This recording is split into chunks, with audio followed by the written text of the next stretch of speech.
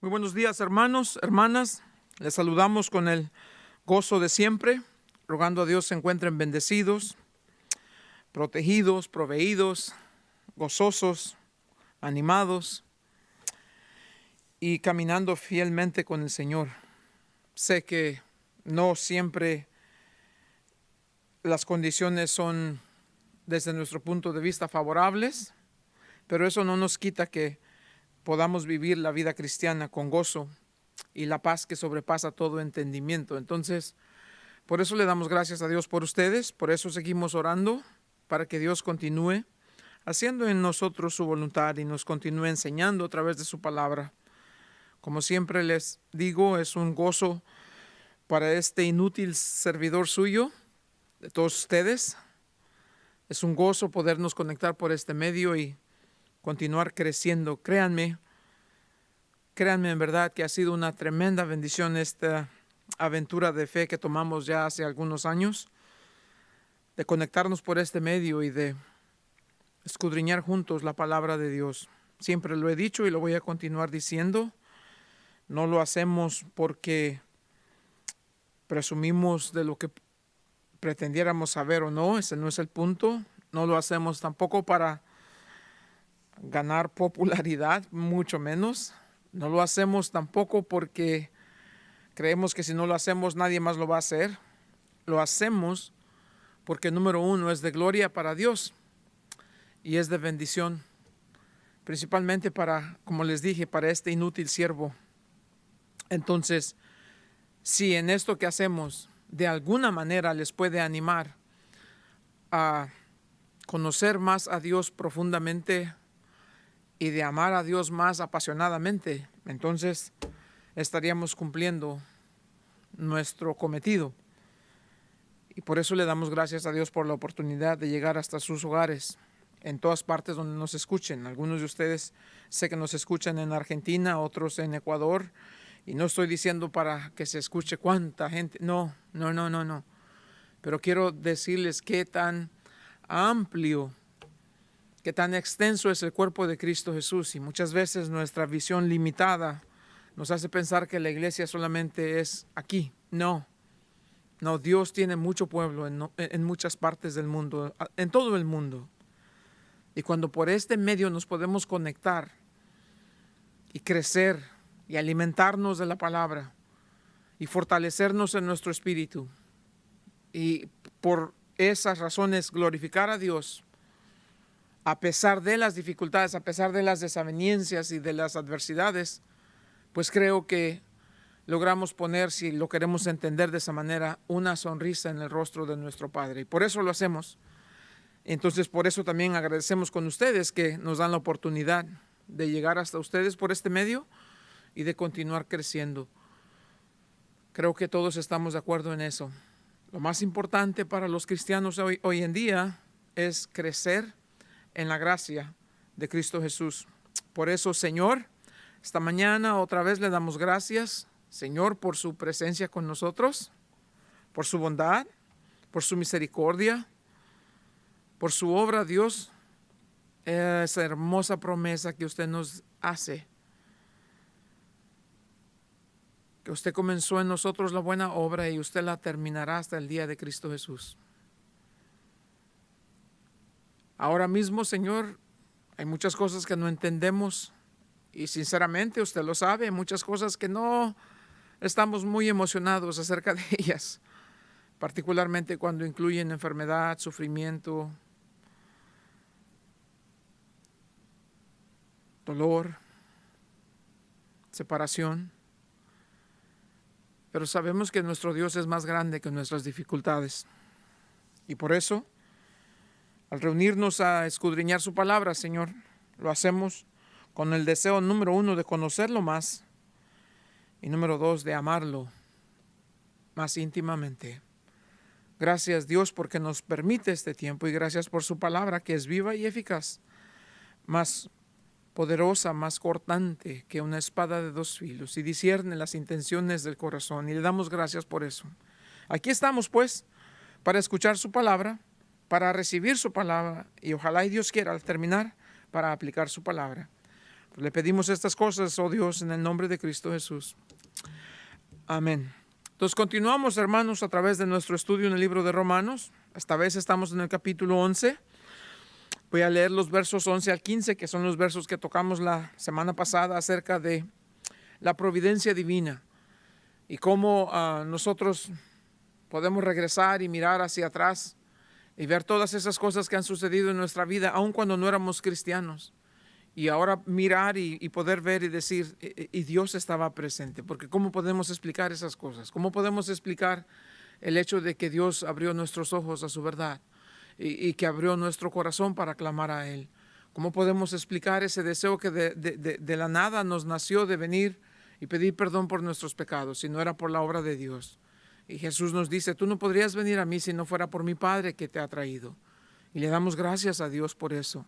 Le damos gracias que cuando Él tocó nuestro corazón, nos dio también ese momento, la fe para decirle, sí necesito un cambio, sí necesito salvación, sí necesito el perdón de mis pecados. Tal vez lo escuchamos muchas veces, tal vez muchas veces pensamos al respecto, pero nunca lo hicimos porque el momento no era ahí, era el Espíritu que estaba tocando a la puerta. Y le dijimos sí. Y vino y nos dio esto que hoy conocemos como la fe cristiana. Y nos bautizó en el cuerpo de Cristo Jesús. Y nos dio una vida nueva. Y entendemos que por fe fuimos a la cruz con Jesús cuando Él murió. Que fuimos sepultados cuando Él fue sepultado. Que resucitamos con Él cuando Él resucitó. Y cuando resucitamos con Él la vida nueva. Y ahora el pecado no se enseñorea más de nosotros. Que sí caemos, que sí fallamos muchas veces. Pero no es eso lo que describe nuestro carácter, no es eso lo que describe, no es esa nuestra identidad. Hoy pecamos y nos hace incómodos, nos quebranta, nos entristece. Inmediatamente, si apenas hemos cometido la falta, estamos corriendo a pedir perdón, porque ahora sabemos cómo. Antes no. Pecábamos y nos deleitábamos en el pecado, presumíamos, desfilábamos nuestra inmoralidad, nuestra inmundicia delante de la gente. Hoy nos avergonzamos siquiera de pensar en eso. Vienen a nuestra mente esas cosas del pasado y nos entristece y quisiéramos arrancarlas y que nunca más vuelvan a aparecer. Pero tenemos hoy el Espíritu Santo en nosotros que nos guía a la verdad, que nos enseña la verdad y que trae convicción a nuestro corazón para pedir perdón y que nos mueve a ese lugar de comunión íntima con Dios, cosa que antes jamás quisimos hacer. Entonces, gracias a Dios por eso. Y eso es lo que hemos estado estudiando. Dios es fiel. La pregunta del capítulo 11, verso 11, digo pues, ¿han tropezado los de Israel para que cayesen al punto de que no hay esperanza? No, por supuesto que no. ¿Han pasado el pueblo de Israel el punto de ser restaurados? Por supuesto que no. ¿Han caído definitivamente sin esperanza de recuperarse? No, por supuesto que no. Entonces, ¿qué? Entonces sabemos que en el futuro Dios continuará su plan con el pueblo de Israel. Sabemos las promesas que Dios hizo, sabemos los pactos que Dios hizo y sabemos que muchos de esos no se han cumplido en su totalidad. Eso quiere decir que Dios hará algo maravillosamente espectacular con el pueblo de Israel. Y sabemos las promesas para todos los que por fe hemos venido a Cristo Jesús. Hemos leído el libro de Apocalipsis y sabemos hacia dónde vamos. Y sabemos que viene un futuro glorioso con nuestro Señor aquí en la tierra, cuando viviremos con Él 1000 años después de haber regresado, de estar con Él en el cielo. Y mientras el mundo va a sufrir 7 años de tremendo juicio, nosotros estaremos en el cielo con el Señor. Al final de los 7 años regresamos, la iglesia regresa con el Señor. Y Él va a instalar su reino de 1000 años aquí. Muchos israelitas entrarán a ese reino del milenio, porque rehusaron a someterse, rehusaron a caminar con el anticristo que los estaba persiguiendo, Satanás que los quería exterminar. Instalará el Señor su reino, y dicho sea de paso, su reino va a estar instalado en Israel, en la ciudad de Jerusalén. Y restaurará el Señor el pueblo de Israel. Ellos clamarán a Dios y dirán, tú eres mi Dios, y Dios dirá, y ustedes son mi pueblo. Y cumplirá todas estas promesas que hizo a ellos en el Antiguo Testamento. Entonces, ¿los ha desechado para siempre a punto de que ya no hay esperanza? Por supuesto que no. Entonces, ¿qué hacemos con esto? Pablo dice, en ninguna manera. Pero por su transgresión vino la salvación a los gentiles para provocarles a celos. Dios nos dice que ahora los gentiles van a estar provocando a celos al pueblo de Israel. Cuando vean los judíos, cuando los judíos nos consideran, nos ponen atención y ven la manera en que vivimos nuestra vida por fe, la manera en que adoramos a Dios, la manera en que somos compasivos con el prójimo, que amamos a Dios y amamos a nuestro prójimo. Cuando ellos vean la paz y la fe con la que vivimos, el amor que existe entre nosotros como cristianos, la santidad del cristiano, serán provocados a celos de saber que a ellos fue predicado el evangelio primero. La prioridad siempre fue para Israel, pero no la exclusividad. El Señor dijo que desde el principio estaba en su corazón salvar a los gentiles, y múltiples escrituras prueban eso en el Antiguo Testamento. No somos un plan B, no existe tal cosa con Dios. Siempre en su corazón, siempre tuvo salvar a los gentiles, pero usar al pueblo de Israel que fueran el vehículo por medio del cual Dios alcanzara a los gentiles. Cuando ellos rechazaron a su Mesías, cuando rechazaron su verdad, cuando rechazaron la palabra, Dios entonces los ha puesto a un lado y ahora vino y está trabajando en los gentiles, trayendo a los gentiles a que formen parte de esto que conocemos como la iglesia. Mientras tanto, muchos judíos están viniendo a la fe de la misma manera que los gentiles. ¿Cómo vienen los judíos? ¿Cómo vienen los gentiles a la fe? Por fe en Cristo Jesús y nada más. No hay otra manera. No hay un plan para los judíos y un plan separado para los gentiles. Todos venimos a Dios por el único camino, por la única verdad, con aquel que es el único que puede decir que es el camino, la verdad y la vida. Entonces, mientras tanto, muchos judíos viniendo a la iglesia, formando parte del cuerpo de Cristo Jesús. Igual con los gentiles. Cuando Dios termine de incorporar a su iglesia, el número que solamente Él sabe, está en su sola potestad, terminará esto, entonces y la iglesia será arrebatada. Y los muertos en Cristo resucitarán primero.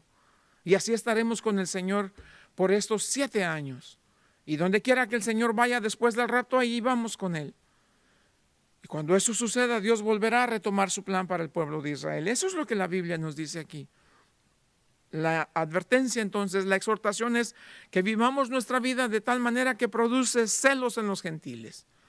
Pero la historia de la iglesia dice que es lo opuesto. La iglesia por muchos años ha maltratado a los judíos. No se nos olvide. Ese sentir antisemitismo que ha existido por tantísimos años se originó y se fortaleció muy en la iglesia. En la iglesia. Desde finales del primer siglo comenzaron a ver estas cosas de maltratar a los judíos, llamarlos asesinos de Cristo y culparlos a ellos de todas estas cosas. Y este sentir antisemitista que ha existido por tantos años. Martín Lutero, uno de los grandes culpables acerca de este asunto. Tantas cosas buenas y tantos horrores que dijo acerca de los judíos. Obviamente, este sentir antisemitista se produce en el diablo y por el diablo. Porque si el diablo pudiera eliminar al pueblo, que es imposible, si el diablo pudiese eliminar al pueblo de Israel, para que Dios no cumpla sus promesas a ellos, entonces Él sería feliz. Pero es imposible que eso suceda. Entonces Pablo dice, no, la transgresión de ellos Dios ha usado para la salvación a los gentiles y para que los gentiles ahora le provoquen a celo. Pero si su transgresión es la riqueza del mundo y la defección la riqueza de los gentiles, ¿cuánto más su plena restauración? Por supuesto, en el futuro habrá un día glorioso cuando el pueblo de Israel sea restaurado. Será una gran celebración. Porque a vosotros hablo, gentiles, por cuanto soy apóstol de los gentiles, honro mi ministerio. Pero por si en alguna manera pueda provocar a celos a los de mi sangre y hacer salvos algunos de ellos. Porque si su exclusión es la reconciliación del mundo, ¿qué será su admisión? Sino vida de entre los muertos. Una gran celebración. Como resurrección de los muertos será el día en que Israel se levante.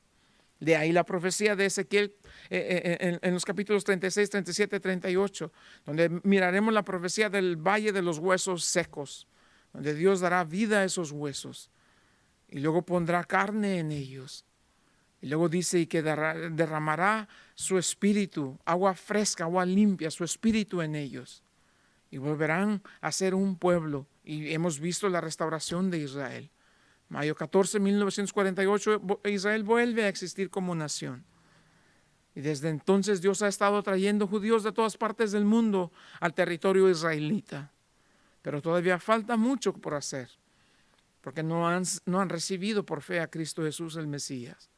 Y durante la tribulación se van a ver acorralados a tal manera que van a clamar por perdón, por restauración, por salvación. Hosana, Hosana van a decir. Salve ahora, salve ahora. Pues Pablo es claro con lo que está diciendo aquí. Luego, comenzando en el verso 16, Pablo va a presentar 3 ilustraciones aquí. Muy importantes estas ilustraciones. El tema de hoy es la bondad y la severidad de Dios. Vamos a hablar de esas dos cosas que son importantes de entender acerca del carácter de Dios. Que sí es un Dios bondadoso, pero es un Dios severo. Tiene que Dios juzgar el pecado, aun cuando se trate de su propio pueblo. Pero si Dios en su justicia, Dios en su santidad juzga el pecado, también Dios en su bondad extiende gracia, perdón de pecados a quienes clamen a Él. Entonces, la bondad y la severidad de Dios. Vamos a estar en los versos 16 al 24. Les voy a leer el texto y luego vamos verso por verso. Dice, si las primicias son santas, también lo es la masa restante. Y si la raíz es santa, también lo son las ramas. Pues si algunas de las ramas fueron desgajadas y tú, siendo olivo silvestre, has sido injertado en lugar de ellas y has sido hecho participante de la raíz y de la rica savia del olivo, no te jactes contra las ramas. Y si te jactas, sabe que no sustentas tú a la raíz, sino la raíz a ti. Pues las ramas dirás, fueron desgajadas para que yo fuese injertado. Bien, por su incredulidad fueron desgajadas, pero tú por la fe estás en pie. No te ensorbezcas, no te enorgullezcas, no te mofes, no te exaltes, esa es la implicación, sino teme, y obviamente teme a Dios. Porque si Dios no perdonó a las ramas naturales, a ti tampoco te perdonará. Mira, pues, la bondad y la severidad de Dios. La severidad ciertamente para con los que cayeron. ¿Y por qué cayeron? Por su incredulidad, obviamente. Pero la bondad para contigo, si permaneces en esa bondad, pues de otra manera tú también serás cortado. Y aun ellos, si no permanecieren en incredulidad, serán injertados, pues poderoso es Dios para volverlos a injertar. Porque si tú fuiste cortado del que por naturaleza es olivo silvestre, y contra naturaleza fuiste injertado en el buen olivo, ¿cuánto más estos que son las ramas naturales serán injertados en su propio olivo? Entonces, entendamos aquí 3 ilustraciones, las primicias y la masa restante. La segunda ilustración, la raíz y las ramas. Y la tercera ilustración, las ramas del olivo silvestre y las ramas del buen olivo. Entonces, la primera ilustración, las primicias y la masa restante. Eso va al Antiguo Testamento. Cuando de la cosecha traían estos granos y de los granos hacían esta masa para hacer el pan y traían las primicias de la primera parte de las cosechas y lo ofrendaban a Dios y hacían esta masa con la que iban a hornear este pan. Dice, si de la masa que has conseguido después de moler el grano, después de este proceso, de la masa, dice, has horneado este pan que ahora vas a presentar como las primicias. Si ese pan es santo, pues es porque el resto de la masa también es santo. Esa es la primera ilustración. Si un pedazo de masa es santo que viene del resto de la masa, pues obviamente el resto de la masa también es santo. Ahorita te digo a qué se trata. La segunda ilustración aquí dice la raíz y las ramas del árbol. Si la raíz del árbol es declarada santa, entonces las ramas del árbol por consiguiente también son santas. Es el mismo punto anterior. La tercera ilustración que usa es las ramas del olivo. Aquí sí hay un poco de diferencia, las ramas injertadas de un olivo silvestre. Entonces tienes 2 olivos, un olivo silvestre que nace en el campo por la gracia de Dios, y tienes un olivo que es doméstico, por así decirlo, un olivo que fue plantado y que era el propósito que ese fuera un olivo por toda la intención que había de plantarlo y de mirar que crezca. Entonces, ese es el olivo doméstico contra el olivo silvestre. el que nació ahí nada más. Entonces, 3 ilustraciones. Muy importante. La primera, las primicias y la masa. Las primicias, el pacto de Dios con Abraham. Y ya lo hemos mencionado muchísimas veces. Capítulo 12 del libro de Génesis. Sal de tu tierra y de tu parentela y irás a una nación donde yo te llevaré. Y haré de ti una nación grande y poderosa. Y serán benditas en ti todas las naciones de la tierra. Es el plan de Dios de bendecir a los gentiles por medio de Israel. Y Israel siendo el vehículo. Entonces, las primicias y la masa. Las primicias, el pacto de Dios con Abraham. La masa restante, la nación de Israel como nación. La raíz y las ramas. La raíz es santa, las ramas son santas. El pacto de Dios permanece aún hoy en día. Aún hoy en día, aún a pesar de la incredulidad del pueblo de Israel. Dios no desechó al pueblo de Israel, ni tampoco Dios se va a hacer atrás en su promesa. Dios cumplirá su pacto con Israel. La promesa de Dios permanece para el Israel de hoy. De otra manera, entonces, ¿cómo explicamos la venida de muchos judíos a la fe en Cristo Jesús? Porque la promesa permanece para ellos. Y entonces la tercera aquí, verso 17 dice las primeras dos. Verso 16, si las primicias son santas, también la masa. Si la raíz es santa, también lo son las ramas. Es fácil de entender. Verso 17 empieza con la tercera. De verso 17 al verso 24 es la tercera ilustración. Verso 17, si algunas de las ramas fueron desgajadas, las ramas del buen olivo, el olivo doméstico, el que fue plantado con toda la intención. Si algunas de esas ramas, el buen olivo, el pacto de Dios con Abraham, pues entendemos eso. Las ramas que fueron desgajadas, dice aquí, algunas de las ramas fueron desgajadas. Ese es el judío incrédulo, el que no creyó. El pacto de Dios permanece con Israel, ahí está la raíz. Es la raíz que sustenta al árbol. Pero muchas ramas fueron desgajadas. ¿Por qué? Por su incredulidad. Pero ahí permanece la raíz que le da vida a ese árbol, a ese pacto, el pacto de Dios con Abraham. Entonces nota lo que dice. Si algunas de las ramas fueron desgajadas y tú, siendo olivo silvestre, has sido injertado en lugar de ellas. Las ramas que fueron desgajadas, el judío incrédulo que ha sido cortado por su incredulidad. Ahora, no cometan el error de pensar que esto es salvación. No está hablando de salvación y vida eterna. Entonces, ¿de qué? De ser bendición está hablando. Porque si estamos hablando de eso, entonces, cuando dice aquí que si tú no permaneces en la bondad de Dios vas a ser cortado, ¿quiere decir que pierdes tu salvación? No, ¿verdad que no? Porque si eres salvo por fe en Cristo Jesús y la salvación es una palabra, ¿qué? Fe. El requisito para ser salvo, creer. Ok, entonces si por creer en Jesús, por tu fe en Cristo Jesús, eres declarado justificado por tu fe, ¿puedes entonces ser declarado no más justificado? No. Si creyendo fuiste justificado, entonces ¿qué haces para que seas declarado no justificado? ¿Pierdes su salvación? Por supuesto que no. Una cosa es nunca tener la salvación y pensar que por ser religioso eres salvo y nunca lo fuiste. Pero aquí lo que está diciendo es, Israel debía ser el vehículo que Dios iba a usar para bendecir a todas las naciones.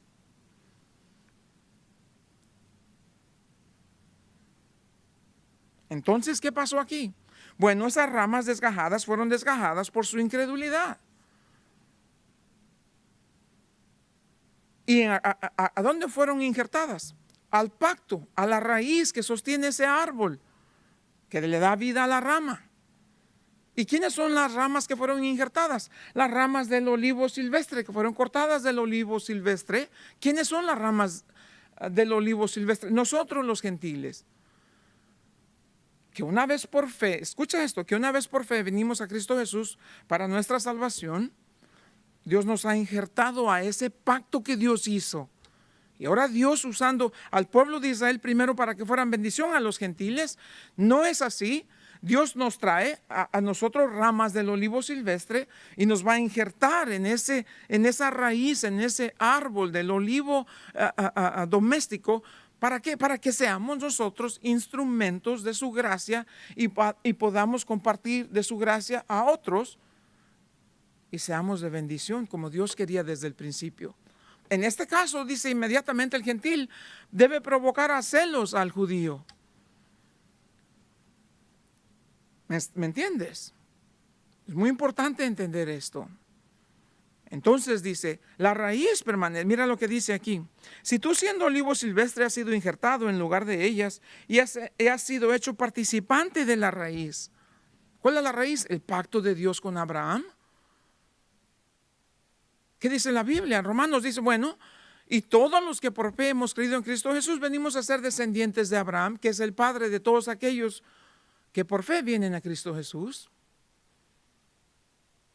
No es un plan de salvación para Abraham, otro para Isaac, otro para Jacob, otro para... No, es el mismo plan de salvación. ¿Cuál? Por medio de la fe. Dice entonces, aquellos que por fe vienen a ser descendientes de Abraham. ¿Por qué? Porque en tu simiente serán benditas todas las naciones. ¿Y quién es la simiente? Bueno, sabemos que la simiente va a ser no con Ismael, pero con Isaac.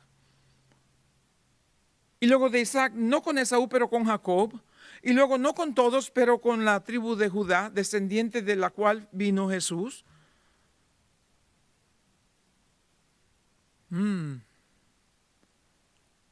Isaac es el hijo de la promesa. Y no dice a tu simientes, plural, a tu simiente. ¿Cuál? La promesa. ¿Y cómo recibieron la promesa ellos? Por fe. Y creyó Abraham a Dios y su fe le fue contada por justicia. De ahí en adelante se va a convertir en padre de todos aquellos que por fe. Estamos hablando de esto. ¿Me explico? Entonces a esa raíz, a ese árbol, Dios ha agarrado esta raíz de estas ramas del olivo silvestre y las ha injertado. Ahora toma en cuenta, este es un olivo que ha sido cultivado, es un buen olivo. Aquel es un olivo silvestre y corta la rama Dios y la puede injertar a este olivo, al buen olivo. ¿Cuál es la advertencia aquí? Has sido hecho participante de la raíz y de la rica savia del olivo. ¿Qué es savia? Bien interesante esto. La sangre de las plantas, eso es la savia, por así decirlo, para que me entiendas. Se compone de agua, de nutrientes, de minerales, de azúcares y de compuestos orgánicos que son esenciales para el desarrollo y la supervivencia de las plantas. Eso es savia. Me encanta que diga esto. Y ha sido participante de la raíz y de la rica savia del olivo. ¿Cuál olivo? El pacto de Dios con Abraham. ¡Wow! Más claro no podría ser. Entonces no te jactes, verso 18, no te llenes de orgullo, no te enaltezcas contra las ramas que fueron cortadas. No te enaltezcas contra esas ramas. Y si te jactas, debes saber que tú no sustentas a la raíz, sino la raíz te sustenta. Tú estás en este árbol injertado por fe, por la gracia de Dios, cuando no eras parte de. Eras de el olivo silvestre y de ahí te trajo Dios y te ha injertado al pacto que Dios hizo con Abraham, que por fe seríamos justificados para salvación y vida eterna. Bendito sea Dios por eso. No te jactes. Pero me encanta esto que dice. Debes saber que tú, la rama del olivo silvestre que fuiste injertado al buen olivo, tú siendo esa rama, tú no sustentas a la raíz te sustenta a ti. Que quede bien claro, la ridícula doctrina del reemplazo es nada más eso, una ridiculez. Es una falsa doctrina, es una falsa enseñanza. ¿Por qué? Porque los gentiles fueron hechos participantes de la raíz y de la rica savia. No dice aquí que los gentiles fueron parte, reemplazo de, sino son parte de, no reemplazo de. Así dice la Biblia aquí. Fuiste participante de, no en lugar de. Esa falsa doctrina que dice que la iglesia reemplazó a Israel. Y todas las promesas de Israel le pertenecen a la iglesia. Falso, falso, falso, 1000 veces falso. Lo que no te dicen, estos que promueven esa falsa doctrina, lo que no te dicen es que si quieren las promesas de Israel, también tienen que recibir la condenación de Israel por su desobediencia. Que lean Deuteronomio, que lean Levíticos, todas las advertencias de Dios al pueblo de Israel. Si me desobedeces, esto va a pasar. Y si quieren las bendiciones, también que agarren el juicio. Falsos maestros. La ridícula doctrina del reemplazo es no bíblica. Es falsa. Porque no podría ser más claro que esto. La rama no sustenta la raíz. ¿Y quiénes son los gentiles? Una rama de un olivo silvestre que por gracia, por la misericordia de Dios, fuimos desgajados del olivo silvestre, injertados al buen olivo. Yo no digo eso, la Biblia dice eso. Pues las ramas, verso 19 dirás, fueron desgajadas para que yo fuese injertado. Dios los desechó para siempre para atraerme, para aceptarme a mí. No, eso no es lo que dice. Verso 20, bien, por su incredulidad fueron desgajadas, pero tú por la fe estás en pie. No te ensorbezcas, sino teme, porque si Dios no perdonó a las ramas naturales, a ti tampoco te perdonará. Por eso digo, esto no puede ser acerca de salvación y vida eterna. Esto es acerca de ser el vehículo de bendición que Dios pueda usar para llevar la salvación a los que no la tienen todavía. Israel, al rechazar al Mesías, no solamente perdieron de recibir el reino. El punto del Evangelio de Mateo es: el reino de Dios está aquí. Después de que Juan el Bautista dijo, arrepentíos, el reino de Dios se ha acercado. Jesús dijo, el reino de Dios está aquí. Los discípulos dijeron, el reino de Dios está aquí. Y ellos dijeron, no queremos a Jesús que sea nuestro rey. ¿Qué voy a hacer con el rey de los judíos?, les dijo Pilato. Y ellos dijeron, este hombre no será rey sobre nosotros. Tenemos un solo rey y ese rey es César.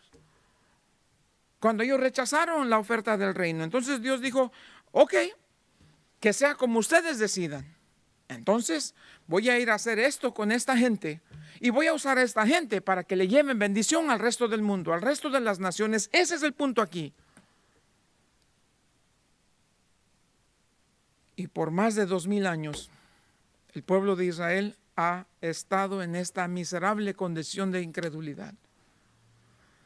Y una tras otra, tras otra, tras otra, tras otra, tras otra forma de juicio sobre ellos. Y siguen entre más en la dureza de su vil corazón no arrepentido, de la incircuncisión de su corazón no arrepentido.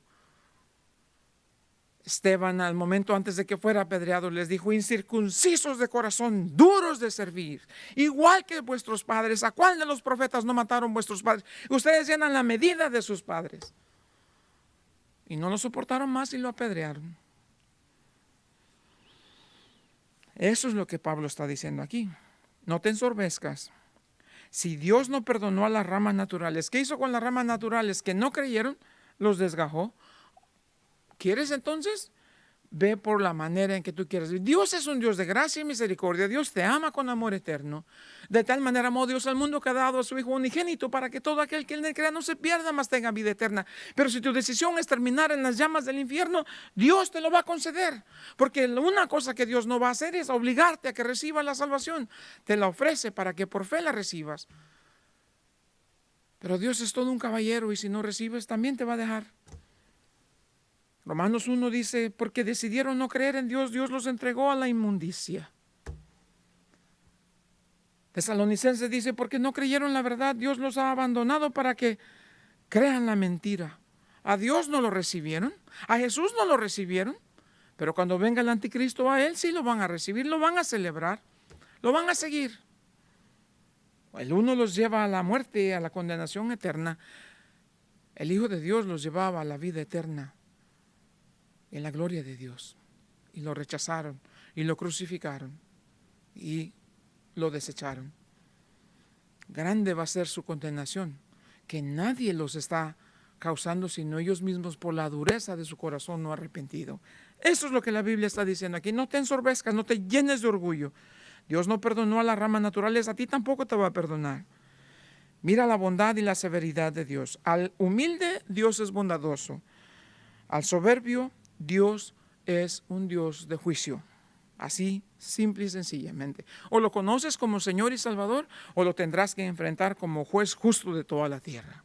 Pero si estás delante de Dios como juez justo de toda la tierra, demasiado tarde, ya no hay oportunidad. Arrepiéntete de tu pecado y recíbele hoy. Llama a Dios mientras puede ser hallado. El día que partas de este mundo será demasiado tarde. Ni un rezo diario por el resto de las vidas de tus familiares te puede salvar de la eterna llama del infierno. No hay purgatorio, no hay tal cosa. Es una vil mentira de la Iglesia Católica. Muertos sin Cristo Jesús, condenación eterna en la llama del infierno. No hay otra. Eso es lo que la Biblia dice. Serán juzgados los muertos por las cosas que en el libro estaban escritas. Y a todo aquel que no fue hallado su nombre en el libro de la vida, será condenado a vivir en la llama ardiente del infierno. Tu decisión. Nadie te manda al infierno, solamente de tu condición eterna no hay nadie más responsable que tú. No tus padres, no la economía, no el país, no la cultura, no tu educación, no tu abuela, no nada, ni el que te ofendió, ni el que te humilló, ni el que te abusó, ni el que hizo. Nadie es culpable. La decisión recae en ti y en ti solamente. Tú decides o la eterna llama del infierno o la presencia de Dios para siempre en el cielo. Es tu decisión, pero nadie te va a obligar.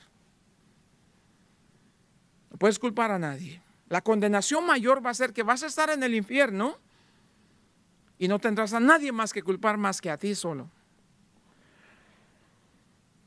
Entonces mira la bondad y la severidad de Dios. La severidad ciertamente para con los que cayeron, pero la bondad para contigo. Si permaneces en esa bondad. Si no permaneces porque no quieres, dice de otra manera, también serás cortado y perderás la bendición de la vida de abundancia que Él tiene para ti. Y si eres creyente y te rebelas y todo eso, vas a estar en el cielo. Pero al momento de estar en la presencia de Cristo Jesús, para recibir tu recompensa, recibirás nada. De hecho, dice 1 Corintios que vas a entrar y vas a estar oliendo todavía a humo, porque serán juzgadas tus obras. Solamente aquellas cosas que fueron hechas para Jesús van a permanecer. Dice, si oro o plata. Pero si estás edificando una vida con paja, con desecho, entonces vas a perder todo. Esa es la realidad para el creyente. Para el creyente, el juicio de Dios cuando estés delante de Jesús no va a ser para si vas a estar. Ya eres salvo por fe en Cristo Jesús. Y tu salvación no la vas a perder. Si eres salvo en Cristo Jesús por fe, no la vas a perder. Pero al momento de estar en su presencia no vas a recibir ninguna recompensa. Si no eres salvo, la cosa es diferente. Porque lo tendrás que enfrentar como juez. Y cuando Él diga, su nombre no está escrito en el libro de la vida. Y aún ellos, dice verso 23, si no permanecieren en incredulidad, esta es la gloriosa promesa y la esperanza para Israel, que cuando Israel se vuelvan de su incredulidad, cuando renuncien a su corazón endurecido, serán injertados, pues poderoso es Dios para volverlos a injertar. Y obvio, la ilustración aquí dice, porque si tú fuiste cortado del que por naturaleza es olivo silvestre, y contra naturaleza fuiste injertado en el buen olivo, ¿cuánto más estos que son las ramas naturales serán injertados en su propio olivo? Pues lógico, es lógico, ¿no? Si tengo un árbol de naranja y le quiero injertar, pues mejor es que encuentre el mismo tipo de naranja. Cualquier otro tipo no va a pegar. Pero si llegara a pegar sería pues un milagro. Pero lo más natural es que del mismo árbol le pudiera poner de la misma clase al árbol para que sea de la misma naturaleza. Es lo que está diciendo aquí. A ellos les pertenece, por el pacto de Dios con ellos, les pertenece ese lugar de permanecer en el buen olivo, de permanecer pegados a la raíz, de disfrutar de la rica savia que sostiene la vida de ellos. Les pertenece por naturaleza, ¿no? Perdón, por el pacto de Dios. Y si Dios fue poderoso para injertar ramas de un olivo silvestre en un olivo doméstico, pues cuánto más fácil para Dios es reinjertar las ramas que le pertenecían a ese olivo. Ese es el punto. Entonces, ¿qué queremos ver con todo eso? No te jactes. Jeremías dice así: así dijo Jehová, no se alabe el sabio en su sabiduría, ni en su valentía se alabe el valiente, ni el rico se alabe en sus riquezas. Mas alábese en esto el que se hubiese de alabar, el que se hubiere de alabar, en entenderme y conocerme, que yo soy Jehová, que hago misericordia y juicio y justicia en la tierra, porque estas cosas quiero, dice Jehová. No presumas, principalmente en contra de los judíos, no presumas, no te jactes de que ahora estás caminando. De los judíos recibimos todas estas bendiciones, todo lo que es la fe cristiana. Nota esto. ¿De dónde viene lo que nosotros conocemos como la fe cristiana? De Génesis 12, del pacto de Dios con Abraham. Génesis 12, ese pacto nos dio consecuentemente a los patriarcas, Abraham, Isaac y Jacob. Ese pacto nos dio a los profetas, todos los profetas del Antiguo Testamento. Ese pacto nos dio al Mesías. Ese pacto nos dio los apóstoles. Ese pacto nos dio la Biblia y ese pacto nos dio la iglesia. ¿Qué tenemos que no hemos recibido de ellos? ¿Cómo podemos jactarnos en contra de ellos? ¿Por qué fueron desgajadas las ramas? Por su incredulidad. Si no los perdonó a ellos por incredulidad, ¿te perdonará Dios a ti? No. No te jactes contra las ramas naturales. No te ensorbezcas, sino teme a Dios. Agradece a Dios por su bondad. Cuidado de no experimentar la severidad de Dios. Agradécele más bien por su bondad. Y ora por la futura restauración del pueblo de Israel. Y aprende a orar y a pedir a Dios que sean restaurados. Esa es la vasta diferencia entre nuestra manera de ver las cosas y la manera que Dios ve las cosas. Nosotros miramos solamente lo externo. Dios mira el corazón. Nosotros vemos lo que es más importante de acuerdo a la popularidad de las cosas. Dios mira el carácter. Nosotros buscamos la inteligencia de la gente y podemos decir, qué persona más importante. Dios ve la humildad de la persona en su corazón. Nosotros honramos a aquellos que tienen plata. Dios honra a aquellos que tienen integridad. Nosotros hablamos de las cosas que hemos poseído y de nuestras ganancias y todas esas cosas. A Dios le impresiona más lo que damos, no lo que amontonamos.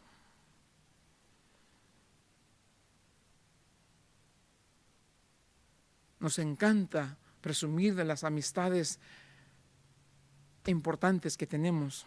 A Dios le importa ver cuánto estamos dispuestos a servir al más humilde. Nos gloriamos de nuestros triunfos, de nuestras metas. A Dios le impresiona un corazón contrito y humillado. Le damos tanto valor a la educación y es buena, pero la exaltamos sobremanera. A Dios le impresiona más la sabiduría que viene de su palabra.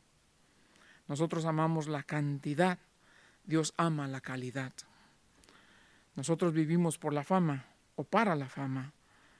A Dios le impresiona la humildad. Nuestra manera de ver las cosas es muy superficial. La manera de Dios ver las cosas es en lo más profundo. Nosotros vemos las cosas con un valor temporal solamente.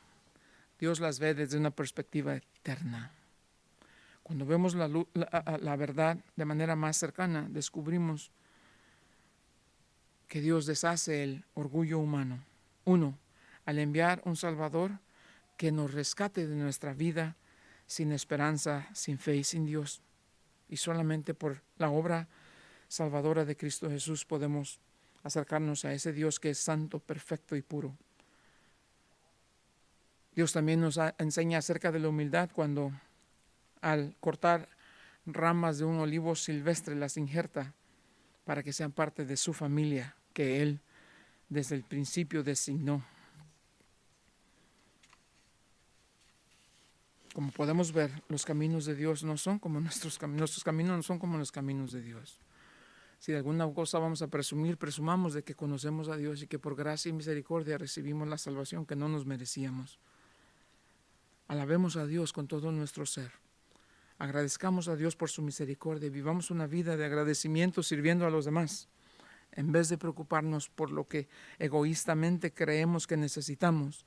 demos lugar a poder servir a alguien en la forma más mínima, pero a alguien que le traiga honra y gloria a Dios. Damos gracias a Dios diariamente, en vez de renegar, en vez de todo el tiempo estar murmurando. Tomemos un día de la semana para darle gracias a Dios por las abundantes bendiciones. Estamos vivos y eso es una gran bendición. Y que no se nos olvide, si no fuera por el Señor seríamos nada. Si no fuera por el Señor seríamos nada, aunque tuviésemos todo.